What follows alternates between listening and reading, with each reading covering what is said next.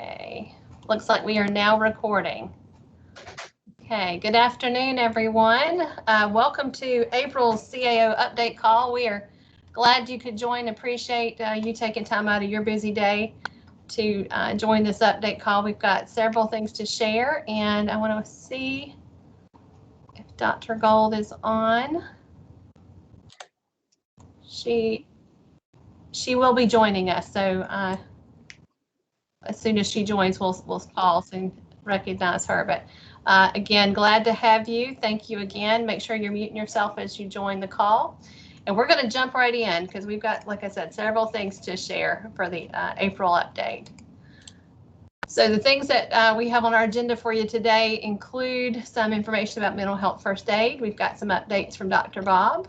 Michelle has some CCP and innovative high school updates.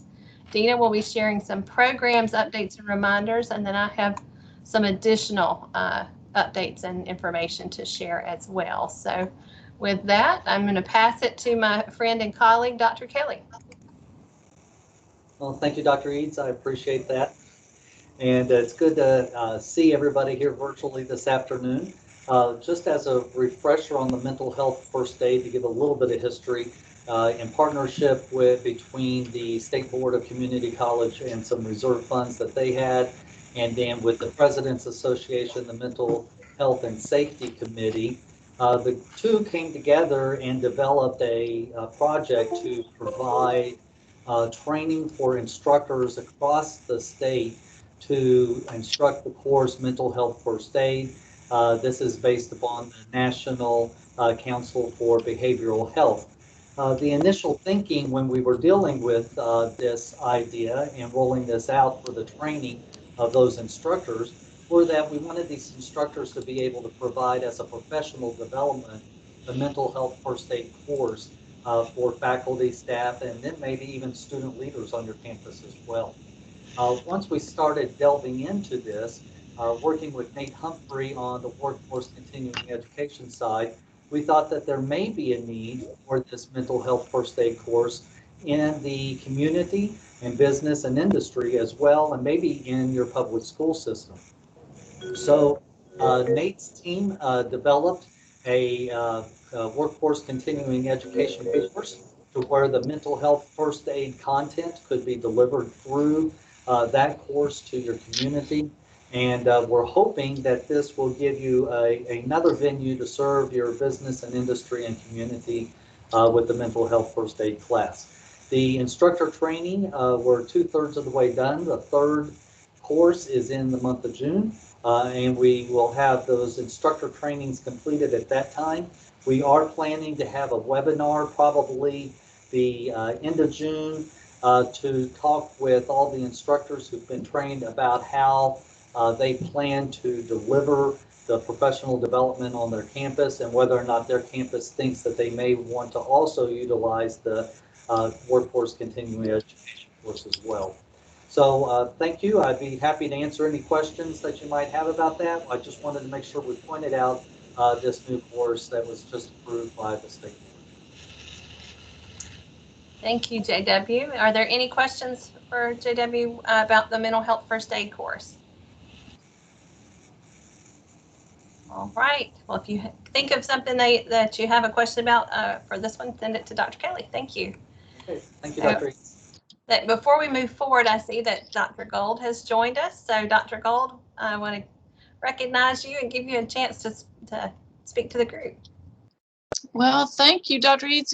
Good afternoon, everybody. It's good to be with you. I know we have some important updates for this afternoon and just happy to be able to join the call. I do apologize for joining late. I know how busy you all are, and certainly things are busy here in Raleigh, but look forward to participating in the call this afternoon. And if anybody has questions that I can answer or that the team can answer, happy to do that. But just glad to be with you, and thank you for the chance to say hello. Thank you, Dr. Gold. We're really glad you could join us too this afternoon. So we're going to move right along to Dr. Bob Whitcher. Dr. Bob. I got to turn it. Is my friend Tony, Dr. Reguy, on with me this morning? Yes, he sure is. So yes, I'm here, Bob. To have help, you know. We have a Wonderful. couple quick updates. Just to remind you, the year-end reviews we're planning on are the last of May, 1st of June, May 24th through June the 11th. We're happy. We've had most of the colleges have signed up, and we're excited to see the new videos you're going to be coming out where you share promising practices. I think also we're looking at Tony, we mentioned that Dr. is a Clymer is doing a special presentation for us.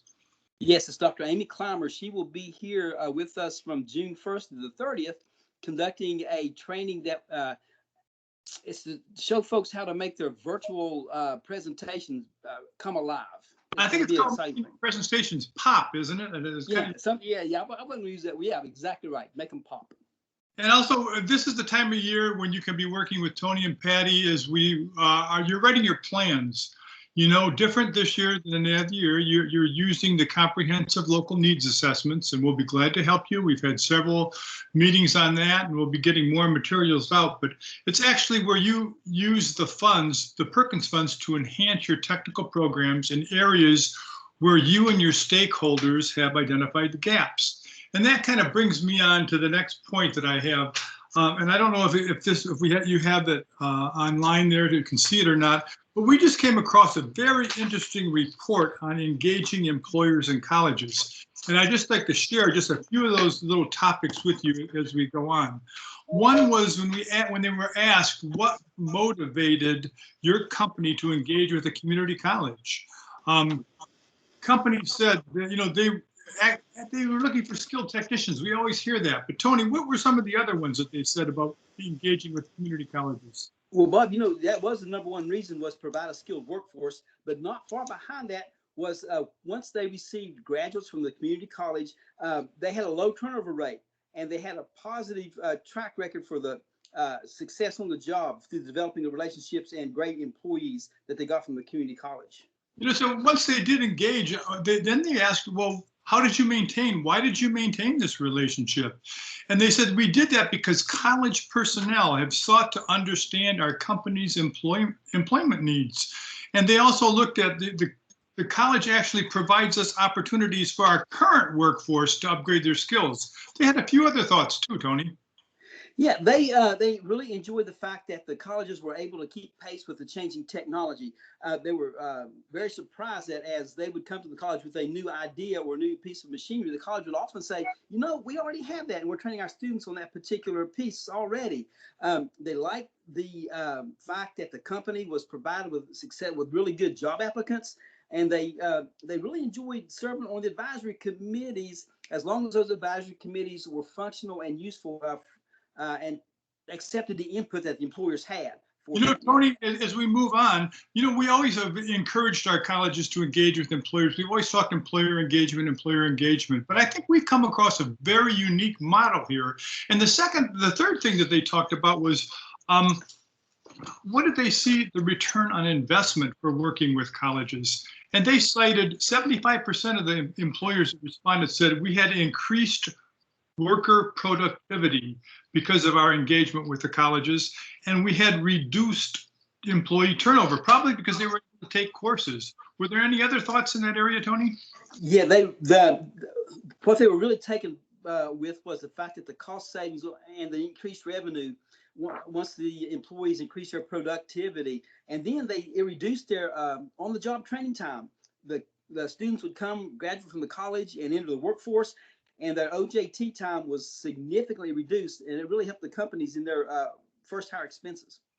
As we wrap this up, we have two more areas, and one was, how is your company engaged with the college? Well, I'm sure all of you are familiar with career days and student tours. Those were the top two, 74% and 66% respectively said that that's how they engaged. But there were other areas, Tony. Yes, you know, beyond the exploratory experience or work-based learning, they like to serve as mentors for the students. And one thing that was kind of surprising, only 45% said they were asked to be guest speakers in the class. And we have found that that's a really effective way to hook students up with employers. So, you know, about half of them only said that they were invited to the classroom. But I think that's a great and maybe an easier way to attract employers in your college. Ask them to come to speak to some students. And I think that would be a really good first step into getting this partnership going. And the last survey question dealt with how satisfied were they with the program graduates? You know, we always hear that, you know, well, sometimes they don't understand, but they specifically asked students in your career and technical education programs that they hired, you know, how did they perform on the job, and what were the skills? And they said they were able to actually communicate effectively and critically think and analyze reasoning skills. Those were the top two with 82 and 80%. Tony, were there just a couple other areas as we wrap this? Well, they really emphasize those soft skills, which was kind of surprising, but also the ability to perform once they got on the job was in the next 70 percentile tier. And then just below that was the ability to be effective while at work. They didn't have to teach them basic computer skills or all of the introductory level things, because our students come out of the college knowing that ability to be effective the day they were hired, when it made a big difference. So Tony, as we wrap up, this program is called BUILT. Yes. The Business Industry Leadership. Yes, that's exactly it. Okay, and so but what the surprising thing is, you know, many of you take part in these studies, but I was shocked to find out that it was Mitchell, Robeson, Forsyth, Piedmont, and Isothermal all took part in that program over the last couple of years, and we're excited about that. We're happy, and now we're going to be calling on you to make sure, or to help us as we help other colleges see the benefits. There's 6 or 7 steps in putting the BUILT program together, but it's all about engaging employers with our community colleges. And I think there are many takeaways, and we'll be glad to send you that survey. If you want to go to our Perkins website, you can download that 16-page report with all its comments. Any thoughts to conclude this presentation, Tony? No, but I think it's a great way for us to engage employers. You know, that's something that we've needed to do through Perkins, and something our colleges are working on and doing a pretty good job on in some places, in other places maybe not so good. But it's a great way to engage employers, and you don't have to do it college-wide. We talked to a college yesterday. He used a BUILT model just in one class, and from that class, they plan to hopefully expand it to the rest of the college. It's a great model to engage employers. You know, the top 4 takeaways as we conclude this were: be proactive in giving employers the opportunity to share information on a regular basis, not once a year. They said some do it monthly.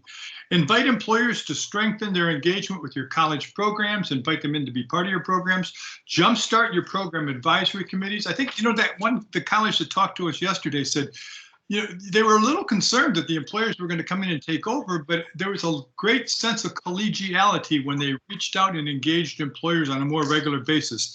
And then finally, establishing the college as a valuable resource for the employers. I'm sure many of you do that. It was just refreshing to see a study that included so many North Carolina colleges with so many positive comments on engaging employers. Lisa, thank you very much. That's our update on Perkins today.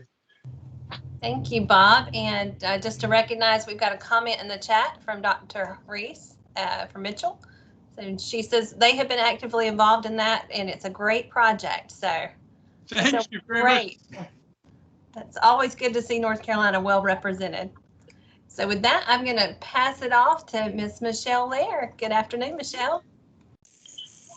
Good afternoon, everybody. I hope you're enjoying the Raleigh skyline that is behind me in the virtual background. Glad to be here to be able to share a few updates with you guys from the wonderful world of CCP. So you should have before you on the screen 3 announcements. There'll be a total of 6. Happy to answer any questions that you guys may have, so please feel free to share any as we go throughout. The first is a bit of a celebration. Many of you have heard about in the previous months this work that has been going on to improve upon the application process for the WCE CCP pathways. So it has been a labor of love that has now actually manifested into this brand new electronic application process that is now completed and actually rolled out. So any of you on your campuses who are debating or working through and discussing lifting up some of these workforce continuing education pathways for your CCP students, that new application process is available to you. Happy to help, again, as the planning is going on there locally at your institutions. So please reach out. That information is posted on the WCE page on the website. It's also been added to the CCP operating procedures, which is on the CCP portion or page of the System Office website, and also in the curriculum procedures manual, which is again posted on the website. So lots of places to get to that process. We will have the availability for listening to or participating in that training. It was recorded. That is in the process of being put in service now. So if any of your staff members are interested in that, it's available there. Next is a new opportunity that your CCP serving folks on your campus can participate in. It is the CCP First Friday Forum. It's really meant to be an opportunity to provide some targeted PD for your CCP folks on campus. It's really an open forum. We do have segments that are a part of that time period that we share with them. We garner topics that are relevant to the folks serving in the field. We also lift up data and also make a point to sort of share with them any relevant information in terms of policy. So it's just a great opportunity to share for those folks on your campus. So please just share that opportunity with them in case they have not heard about that. Next is our CCP Research Conference, which is going strong. I have literally talked to people from the West Coast to the East Coast, working through putting together a phenomenal group of presenters, panelists that will be participating with us in this virtual conference. As you know or may have heard, we do have Dr. Karen Stout, who is the head of Achieving the Dream. So if you're familiar with the work of that organization, you know very well that you are in for a treat for our keynote. We also have panels for research and policy, and we're working diligently to put together information or actually panelists for a student and parent panel as well. So we certainly hope that you will join us. Registration is free. Notice that last word there, free is good, right? So it's free for right now for folks to participate. So please sign up. I know that Dr. Eats will be sending out the flyer with the links so that you'll have access to that in the event that you haven't already. We also are wanting to solicit your proposals because we know very well the wonderful things that are going on your campuses. I get to hear them all the time and working with folks across the state. So we encourage you and folks on your campus to consider submitting a proposal to present during this conference. The next slide, since we're in conference mode, will take you to another opportunity. Our Performance Partnership Summit is going virtual this year, and you'll see the dates there, July 19 and 20. Again, I believe that there are, or will be rather, a flyer coming out so that you have the links to sign up to participate in that. It's a nominal cost to participate. And the platform is also open to submit proposals for that summit as well. So we encourage you again to think about some of the wonderful things sort of data-wise that you're using to impact student success on your campus. I know that there is a subgroup that's a part of that committee working on putting together panels, a series of panels actually that will be taking place throughout those 2 days. So if you're interested in more information about that, again, happy to connect you to those folks. And again, one more opportunity. We do have coming up in May, very quickly actually, our Building Career Pathways seminars. We have worked collaboratively with CORD, who brings to you NCNet, so no strangers to many of you across the state. They are going to be putting forward these pathway building seminars, and the last update that I got from Hope was right at 100 people, that was last week, that have signed up to participate in these as well. We're encouraging folks to attend as a team, and from the registrations, I see that that's happening, so I'm super excited about that. We have folks in several different areas, from deans to career coaches to LEA folks, CTE directors. So we encourage you to pull a team together, and even if you can't, you can attend solo if you would like. It'll be very interactive with walkaway sort of ready to use, in your hand tools to help you as you're building out these career pathways for your CCP students and otherwise on your campus. And I do believe that the flyer with those links will be coming to you as well with the slides later on today. And then last but not least, if you have not joined and you would like to join and be a part of the CCP listserv, please feel free. It's primarily for folks who are more CCP and CIHS sort of front-facing staff and serving. So please make sure that you take part in that. That bit.ly is active and that listserv continues to grow literally daily, I think. So that rounds out the announcements or updates that I have for CCP and CIHS, but happy to answer any questions. Michelle, we have a question in the chat from Jonathan. Where do we access the link to join the CCP First Friday Forum? Great question. That is sent out to the listserv. So those folks who are a part of the CCP listserv receive that link. I'm happy to send it out to you. I'll make sure to grab the name out of the chat, but if you want to quickly drop your email there as well, I'll be happy to forward it to you. But it does come out in the monthly update email to the listserv. Great. And Patty also adds or clarifies that the Building Career Pathways is one day, and you can just choose from one of those 3 dates for what's best for your team. Great point. Yes. So it is only one day. You're not committing to 3. And each individual who would be participating on a team would be registering just so that we can manage the breakout rooms. I know we've got some wonderful SMEs that will be serving along with Hope and her team from CORD. And I know some of you on this call will probably be some of those SMEs. So again, we're looking forward to that. Thank you, Michelle. And just a point of clarification, this is a team effort for the Career Pathways project. The team should sign up, pick a date and sign up together, right? They shouldn't register for separate dates, correct? Correct. It would be great if the team all came together. However, if your calendars do not allow, it'll be very helpful and informative, even if you're having to come solo. We've I guess, strategized for that, I'll say, if needs be.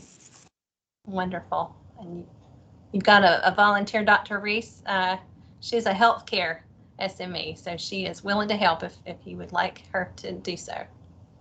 Thank you. All right, wonderful. Well, thank you, Michelle, for sharing those updates. There's always something happening in the world of CCP. And now I'm going to transition over to Dr. Guido. All right, good afternoon, everybody. So to throw more dates at you, if you'd like to go to the next slide. We have, the programs team has been very busy in these last few weeks approving programs of study electronically. Just a reminder that the last day to have them submitted for approval for the fall semester is June 15th. And that would be excluding, of course, the new program applications that will be approved by the state board in July. If you have any questions about the status of your program, please reach out to the coordinators. Every once in a while, something gets missed or there's something special, and we're really here to help you make sure that everything is ready to go for the fall semester. As a reminder, the state board typically does not meet in June, so everything that we have, we have the May meeting coming up, and then we need to receive things by June 1st to get them on the agenda for the July state board meeting.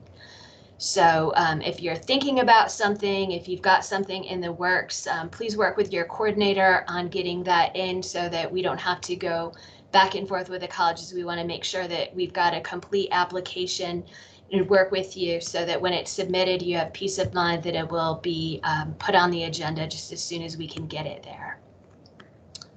So the next slide, we are excited to announce that the North Carolina Community College System and the independent colleges and universities signed a new uniform articulation agreement in psychology and sociology.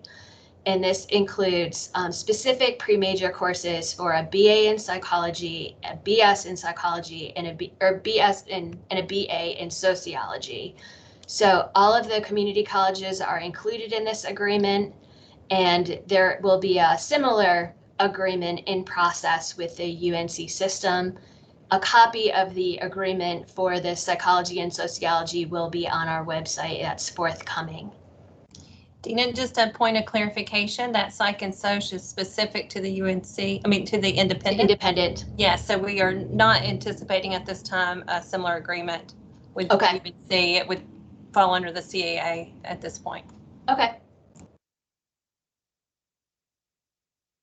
And then I'm working on creating a engineering contact list. So as we are retooling the AE to BSE committee, I'm looking for representatives from each of the colleges that might serve as an engineering contact person. So the first and last name, job title, their college email address, and there is a link to just a really quick form where you can drop that information in right here in the PowerPoint. So as soon as you get a chance to do that, that would be wonderful. It just should take about 3 minutes to get that done.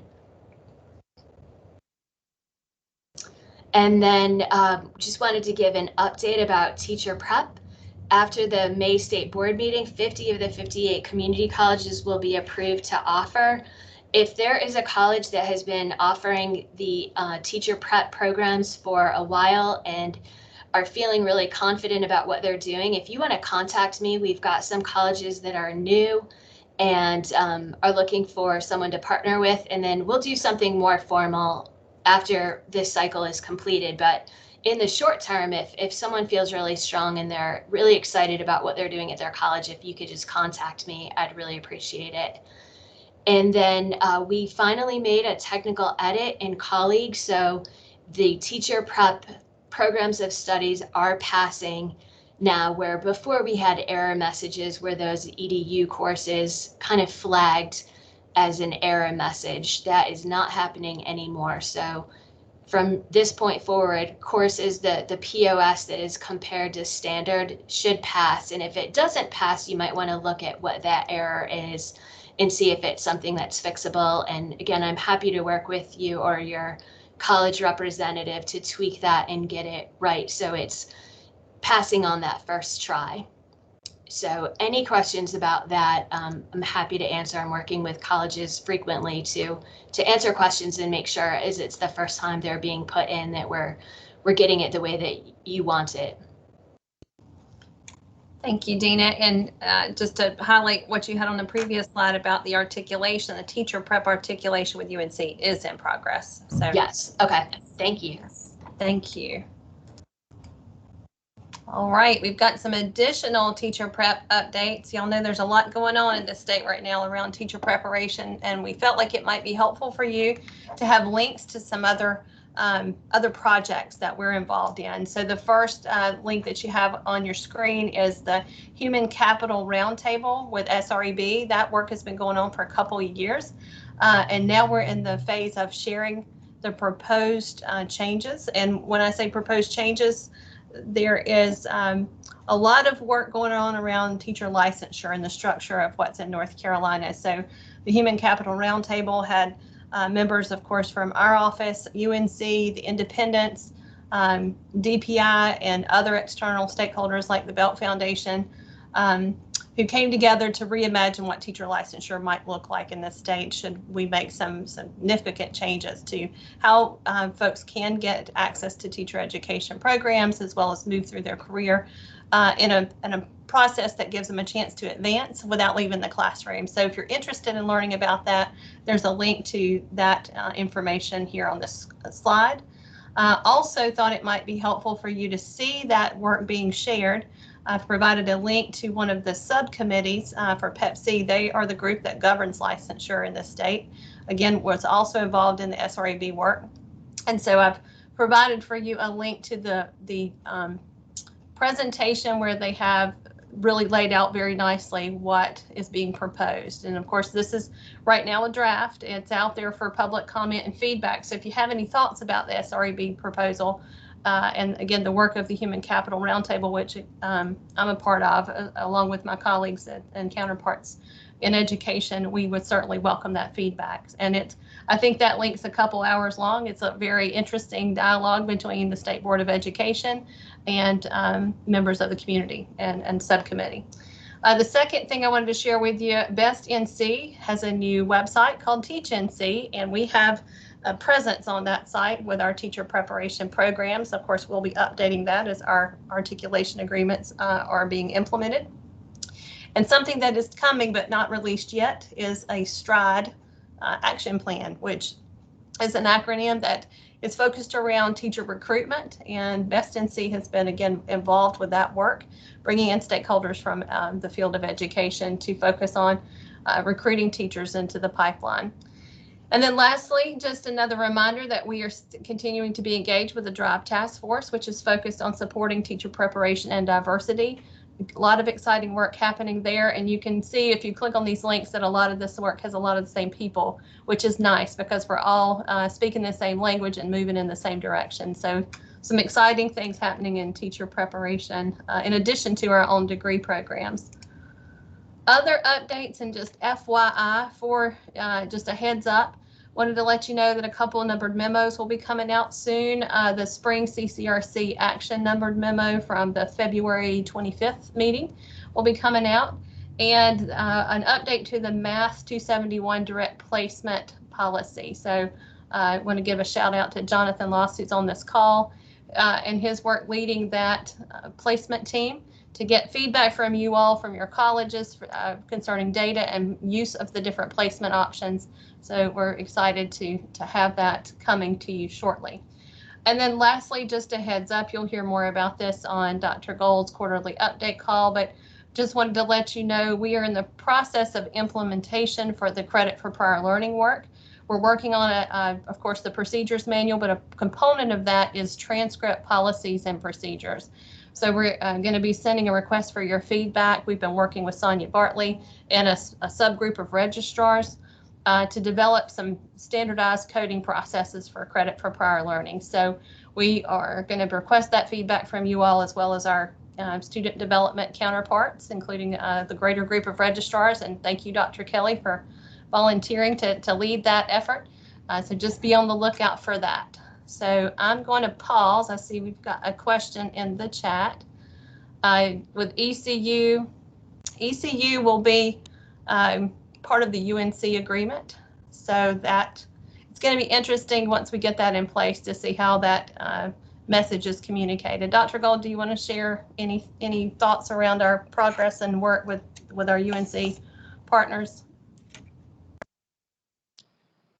Well, thank you, Dr. Eads. Yes, so this is certainly an important project for our UNC system friends and collaboration, as many of you know, with all the schools of ed. Reaching consistency and compromise and agreement does tend to take a little bit of time. Certainly ECU is an important one of those partners. So we are having those ongoing conversations, but certainly have hopes that we will be able to share some exciting news on that front with you in the near future. Thank you, Dr. Gold. And I think, Dr. Brown, you're sharing an interesting point about what can be completed online. So yeah, in the days of COVID, we've learned how important online education has become. So it'd be interesting to see if some of those programs that work traditionally online might shift, especially as this agreement gets put into place. And it may also help us to think about, grow your own, right? The whole impetus with our teacher prep programs is that we can reach out to those rural communities. So perhaps those that aren't interested in online, that want to go to a university close to them, they would still have access to that program as well. So thank you, Dr. Gold. Any other questions for any of our folks that are on the call? We certainly have a few more resource slides, but you can check those out when I send that to you. Any updates regarding RISE? Great question, Blair. I'm going to pass the baton back to Dr. Gold. All right, well, thank you. I was just pulling up, some of you may remember back last June, which seems like it was in some ways a really long time ago. In some ways it feels like that was just yesterday. I sent out a memo regarding RISE and the implementation and sharing with you, and I know all of you are probably aware of some of the actions of the President's Association and their input on RISE and the RISE pilots. But in that, just as a reminder, if you haven't read it in a little while, in that email back in June, what I emphasized was during this kind of extended pilot phase, you do have some flexibility in how you either continue with RISE, modify it, or use kind of a mix of RISE and some of our previous developmental education practices. This conversation has been continuing with the Programs Committee of the President's Association, and we've been looking at the data. And Bill Snyder and his team have done a great job of pulling some of that data and helping us look at what's going well with RISE and how our colleges are implementing that model. I do anticipate some further discussion, perhaps as early as the President's Association meeting tomorrow. And we will wait to see if there are any decisions or further conversation from that meeting. I know it has been discussed, and there may be a proposal put forward at that meeting. So hope to get some further guidance out to you shortly. I think for me, developmental education, whether it's RISE or whatever we do, is going to be critically important as we go forward. We know that many of our public school students may have experienced some learning loss, and they may be coming to us with some remedial needs. So it's really important that we get this right and that we think very carefully about how we help these students be successful. I think the other thing that we've had a lot of conversations about is we also recognize that different schools have different needs, and the way that you're able to schedule and address your population. I just want to make sure that we're supporting you and providing you enough flexibility to adapt the model for your own campus. So those are all parts of that larger conversation. But again, hope to have some further guidance in the very near future. Thank you, Dr. Gold. Sure. Other questions or thoughts while we still have the group together?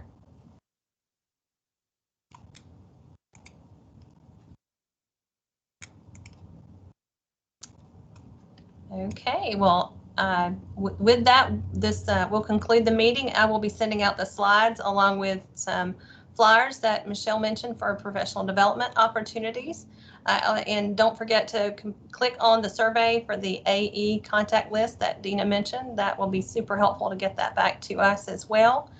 And I'll stop recording, and if folks want to stay on the line to ask any other questions, but otherwise we'll give you back about 25 minutes back in your day. So Dr. Gold, are there any last thoughts you'd like to share with the group? Yeah, just one I guess, thought and just hope and wish for the future. I know many of us are starting to return. You probably have heard we're returning back to the Caswell building. So most of us are back here in our offices, and it's been really good to re-engage with everyone. Some of us have been here for a while, and some are just now coming back. So that's exciting here in Raleigh, but also looking forward to perhaps getting to meet with some of you in person in the near future as some of us become vaccinated or have been vaccinated, and as things start to return a little bit to normal. So I guess my comment there is, if you're holding in-person CAO meetings and you're willing to have some of us be flies on the wall and listen to your conversation, I have missed seeing you in person, and I know other members of the team would love to get an opportunity to interact with you. It's great that we can connect virtually, but I miss the hallway conversations and just the fellowship and getting to see each other and catch up. So if you're having those in-person meetings, feel free to send us an invite, and we are traveling again and coming out to campuses. So if you have those meetings and you're willing to let us barge in and be a part of it, we would love to do that. Thank you, Dr. Gold. And we have one more question in the chat. Are there any updates about how much longer WebAdvisor will be available? I know from the CCL side, WebAdvisor is going to be supported through summer of 2022, June of 2022. Dr. Gold, do you have any other updates to share on WebAdvisor? That is the latest information that I have as well. So along those lines, we are in process of finding a replacement for our CCL platform. So a lot of fun things happening right now. And then Kathleen has shared, thank you, Dr. Gold, the Eastern region will meet in person in the fall. I believe our Central region is the group meeting tomorrow. And I'm not sure, Dr. Reese, when the Western group is meeting again. I'm I'm not remembering what's on my calendar. But yes, we would be very excited to get to see you in person whenever that opportunity comes. All right, well, I'm going to stop the recording.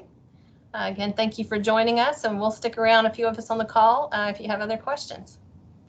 Yes, and Dr. Reese will be sending us the update or the date. Thank you. Thank you all again. Hope you have a great afternoon.